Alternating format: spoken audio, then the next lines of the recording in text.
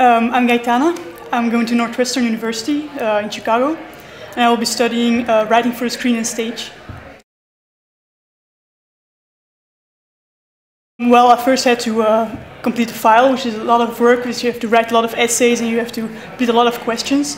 But once you're through with that, you just send it in and you wait for them to contact you for the interview.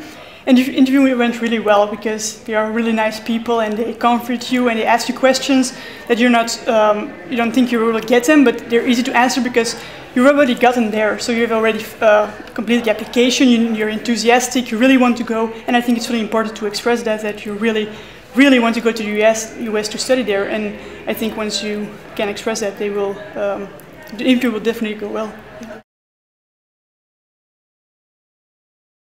Well, the United States is really the film country in the world. They have made the most movies each year and they're really good at it, and academically also. So I think it's also really important and really interesting to combine like the European perspective with the American perspective in filmmaking, and that's why I wanted to go to the US.